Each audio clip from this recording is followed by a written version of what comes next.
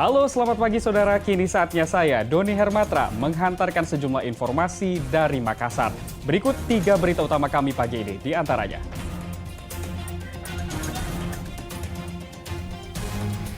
Dua polisi terluka dalam kericuan demo tuntut kelangkaan minyak goreng di depan kantor DPRD Kota Makassar.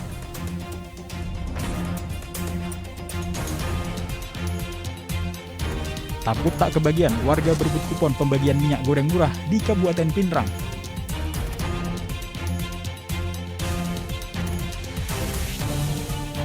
Sejumlah guru SMP Negeri 3 Mairo Jene Ponto protes hingga menyegel sekolah, kegiatan belajar mengajar terhenti.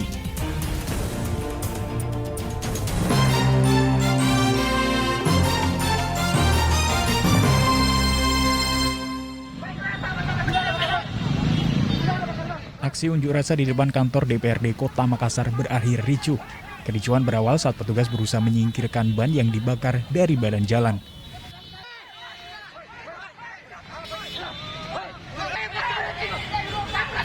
Dibakarnya ban ini menyebabkan kemacetan hingga disingkirkan petugas.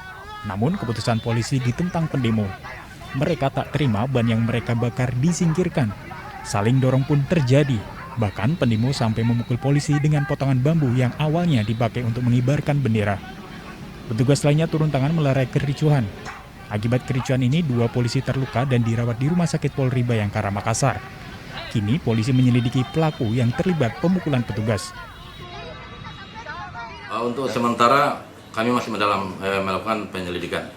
Jadi terkait dengan siapa yang melakukan pemukulan di TKP Beras itu terhadap anggota yang melakukan pengamanan di lapangan tadi sore, kami dari tim Polrestabes untuk membentuk tim untuk melakukan penyelidikan di lapangan siapa-siapa yang terlibat dalam aksi pada sore hari tadi dan aksi melakukan pemukulan terhadap petugas yang melakukan pengamanan di depan kantor DPR tingkat 2 Makassar tadi sore.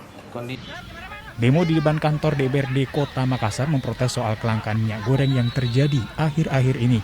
Sayangnya penyampaian aspirasi tersebut berakhir dengan kericuan hingga menimbulkan korban luka. Andi Muhammad Sardi melaporkan dari Kota Makassar.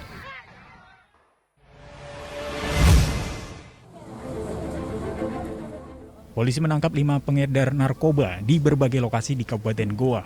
Dari tangan kelima pelaku terkumpul 150 gram narkoba jenis sabu-sabu siap edar. Tidak semua pelaku adalah pengedar, ada yang berperan sebagai kurir narkoba yang dijanjikan uang hingga jutaan rupiah. Pak, Bapak dapat sabu dari mana sih, Pak? Dari teman di Oh, Bapak sudah kenal yang orang itu? Iya, Pak, sebelum terlalu lama. Oh, iya. Bagaimana Bapak mendapatkan sabu dari dia? Di telepon, sudah jemput di pas. Oh, jadi Bapak sebagai kurir? Iya, Pak, Suruh jemput, kemudian? Ditunggu perintah selanjutnya. Oh, menunggu perintah selanjutnya dikemanakan ini barang. Bapak dijanjikan berapa menjadi kurir? 1 juta. Jadi para pengedar ini menyasar buruh harian lepas atau kuli bangunan. Mereka menjual 0,1 gram sabu-sabu dengan harga Rp50.000 hingga Rp100.000. Para pengedar narkoba memanfaatkan jaringan media sosial untuk memasarkan barang haramnya. Saat ada pesanan, para pengedar mengirim paket sabu-sabu ke pemesan menggunakan jasa kurir. Cara ini dipakai para pelaku agar terhindar dari pengawasan polisi. modus para pelaku melakukan aksinya, pertama menerima pesanan dari konsumen melalui media sosial. Jadi mereka bermain di media sosial, Instagram maupun FB. Terus menggunakan rumah sebagai lokasi untuk bertransaksi. Dan para kurir bertemu dengan pengedar maupun terhadap konsumen di suatu lokasi titik yang telah ditentukan oleh sang kurir. Kini kelima pelaku terancam pidana penjara seumur hidup karena melanggar pasal Undang-Undang Nomor 35 Tahun 2009 tentang narkotika. Zainuddin melaporkan dari Kabupaten Goa.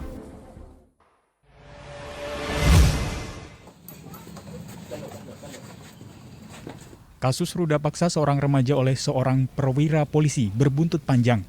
Kini terlapor AKBP M melaporkan balik pelapor atas sejumlah sangkaan. Kuasa hukum terlapor mengatakan kliennya membantah tudingan pemerkosaan yang diungkapkan korban. Pihaknya merasa diperas selama korban bekerja di rumahnya. Pihak terlapor akan melaporkan balik pelapor dengan tudingan dugaan pemerasan, pencemaran nama baik, pemberian keterangan palsu, dan perdagangan manusia. Seluruh tudingan ini karena pelaku merasa keluarga korban kerap mengambil keuntungan dengan meminta tanggungan biaya hidup.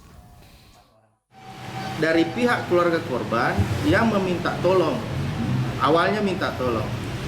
Berselang berlanjut sehingga dengan cara-cara yang tidak relevan menurut adat istiadat. Sehingga klien kami ini merasa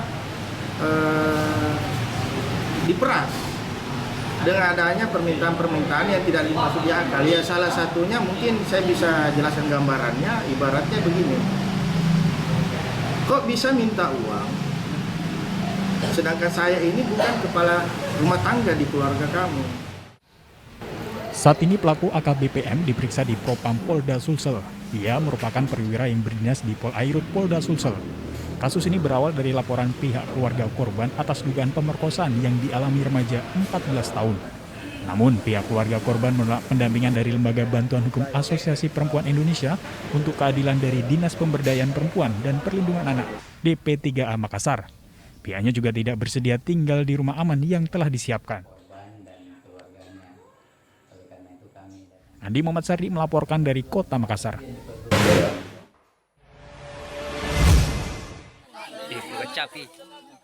Warga kampung desa Togondeng, Kecamatan Herlang, Kabupaten Bulukumba dihebohkan dengan penemuan mayat pria di tengah kebun. Tewasnya pria Parubaya ini diduga karena tersengat listrik jebakan hama babi yang dipasang pemilik kebun. Warga juga menemukan 2 ekor sapi mati di dekat korban. Penyelidikan polisi menduga korban adalah komplotan pencuri sapi yang dilaporkan warga akhir-akhir ini. Polisi juga menduga korban tidak bergerak sendiri karena ditemukan 2 ekor sapi lainnya yang masih hidup di sekitar TKP. Ini merupakan pelaku pencuri sapi ya? Itu jadi hasil penyelidikan kami sementara itu besar kemungkinan iya, karena ada barang yang ada di dekatnya itu sapi milik orang lain yang dia sempat tarik itu. Dari 4 ekor ini 2 ekor sudah mati di dekatnya bersama sapi ini. Nah, ini kemungkinan korban ini dia berteman lebih dari 1 orang, karena kami temukan di tempat kejadian itu ada 3 topi yang tertinggal di sekitar mayat ini. Pelaku pencurian merupakan warga desa Sangkala. Jenazah pelaku dibawa ke Rumah Sakit Andi Sultan Deng Raja untuk diautopsi. Polisi juga masih mendalami penyebab kematian korban dan mengungkap kasus pencurian ternak.